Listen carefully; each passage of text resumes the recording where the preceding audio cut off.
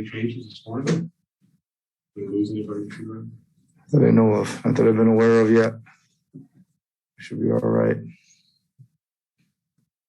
As you work with this revamped rotation with all the bigs coming out of the bench, what are you finding is easiest for them to adapt to, and what are you finding is the hardest for them to adapt to? Well, the hardest part is that we've got to figure out who we're playing against and what the matchups look like and who's going to take the more perimeter-oriented guys, the guys that are coming off a lot more screens, but usually between Precious, Chris, and Thad, right? And that's just part of it, right? Because there's so much switching going on and all that stuff. So they all are still trying to get used to when they get switched out onto smaller guys to play all facets of that, right? Guard the ball, help, correct rotations. There's a lot of things that go into that. So that's probably the most challenging thing. The least challenging?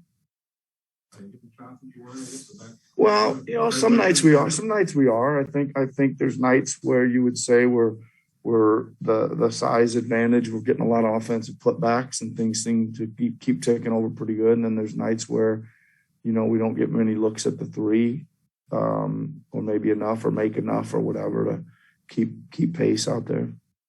Earlier in the year, the suggestion was maybe Chris was taking a little bit too many threes. He said so himself. And now you need him to take more. Is that a fair assessment? That changing his role in that scheme? Listen, I think that he's got certain ones that he's got a lot better chance of making than others, right? I think the ones up the floor when he's on the move and coming to a stop and transition are probably a little too quick for him. But when he's sitting there and plays happen and it's gone in the paint and comes out to him and he's faced up, definitely got to take those. I think, you guys watch us enough to know which ones I'm talking about. There's sometimes when you're thinking, man, that was they're kind of super high risk ones sometimes in transition. And if they go, it's like, what a huge boost. And if they don't, they're pretty deflating. How are the Suns so good? Even don't have Chris, don't have Booker until last game. I mean, how do they just keep taking them off? Well, a couple things. They are very deep, right? They've got guys with a lot of experience coming in, and even though they've lost, some shooting or some ball handling or whatever, they've got guys that have played a lot now with that last year's run. They've made some maneuvers to keep bolstering, positions as well. That's the biggest thing. They've got, they're still pretty experienced even with the guys they're putting out there.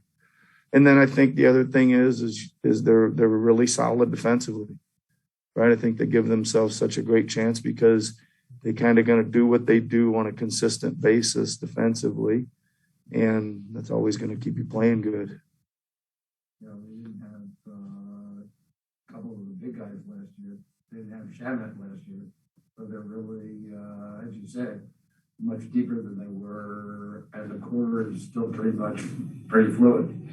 Yeah, I made that comment in the coaches meeting this morning. I said they're missing a couple shooters and they have to fall back to Shamet, right. which is pretty nice, right? Because he's a really athletic, gutsy shooter and a good player, So, that's a gig. I think teams that are in that tier of championship contenders usually do have some depth and some experience, and they start piling it up, it seems, to make sure when something happens in these stretches that they can keep the W's ticking over and keep the high seeding and all that stuff. Going back to having the Precious, Chris, Cam, and Thad, those guys all out there together, I just watched Scotty do a lot of back to the basket off the dribble. Do you think that's maybe more, someone's got to guard Scotty when you got so many bigs on the court? Is that something that's maybe a bit more intentional now, or he's so good at it on Wednesday night? Well, I think, yeah, you're right. I think certainly, Chris is just kind of like this X factor scorer, right? How does he score? I'm not sure, right? He runs, he tips it in, he offensive rebounds, he'll throw in a three, doesn't really have a post game, doesn't really have a take it off the dribble game. He's just kind of a garbage X factor scorer. Both Thad and Scotty do have a back to basket game where if they can get an advantage, they can seal and play in there and a little bit of a game. You know, Scotty can take it off the bounce. Thad can a bit as well. And Precious, we're still trying to figure his out, right? He's going to shoot the three. He's going to drive it coast to coast. He's going to drive it from the corner. You never know. You'll see a lot of different moves from him in a night sometimes. So we're still trying to, again, I always keep saying we're trying to clean up his game. He takes rhythm threes, and when they press up on him, he straight line drives it and makes the next play. With Scotty, you commented on it after the San Antonio game. There's been like at least a half dozen games this year where it's been quiet first half, explosion second half. Yeah.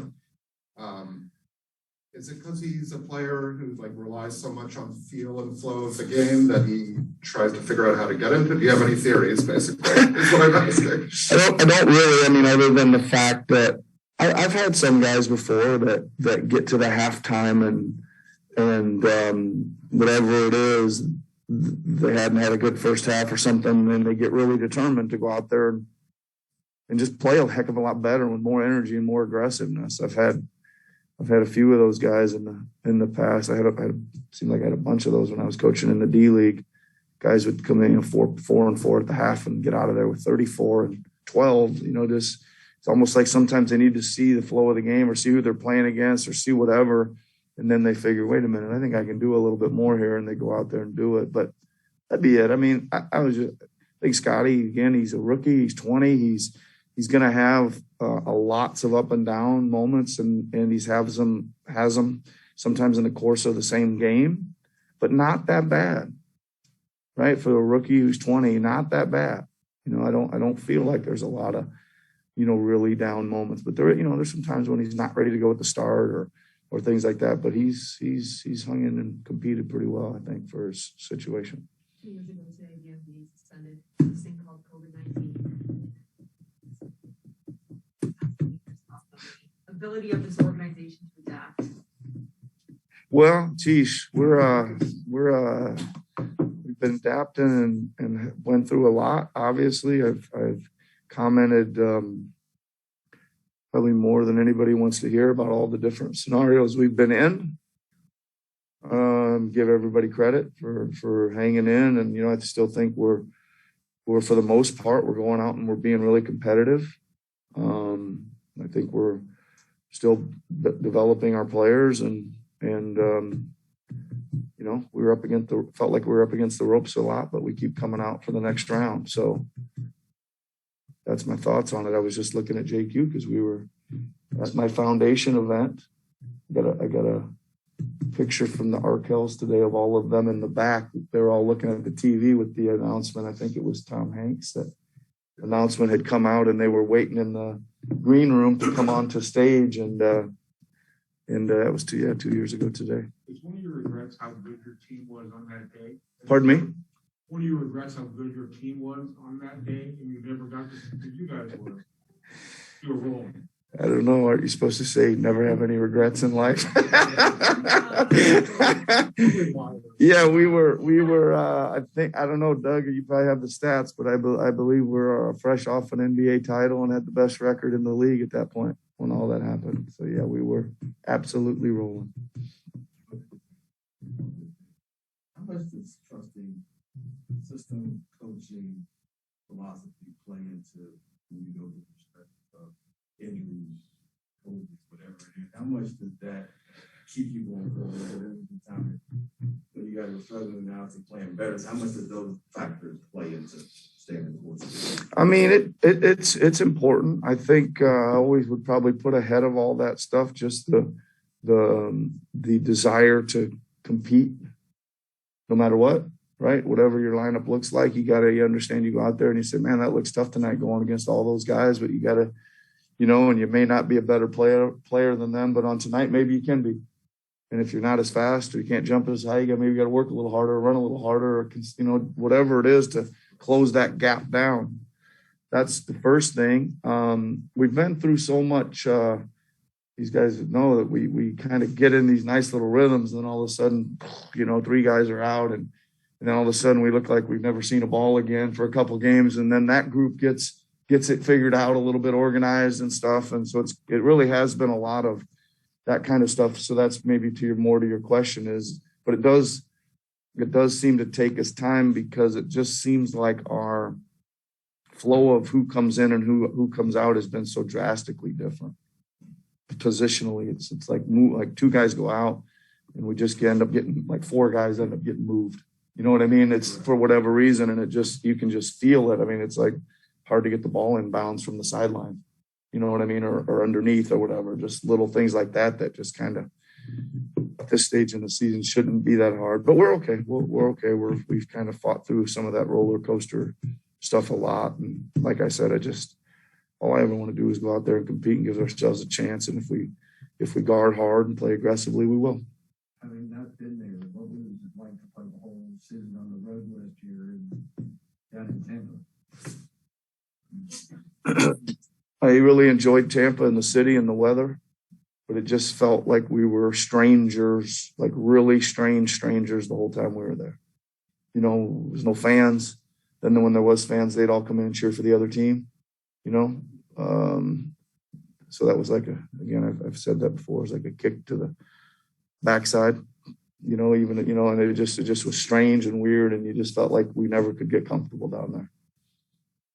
Go ahead, Phil. Thanks, JQ. 2 for you, Coach. We'll start with Josh.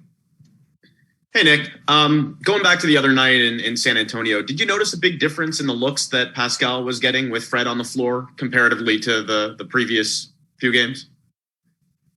No, not really. I mean, I'm sure that it was better and felt a little more comfortable. I think I've been pretty amazed at what Pascal's been able to get done, regardless of missing, you know, kind of all the shooting around him some nights or the appearance of the shooting, whatever it is. He's done a pretty good job of continuing to play and produce pretty high level. Thank you, Nick. Good luck. Thanks, Josh. Last one goes to Oren. Welcome. Real quick, everyone who kind of knows him or you talk to says he's more of a natural giver than a scorer. Have you noticed at all a mindset change on his part recently, maybe since the All-Star break? No, not really.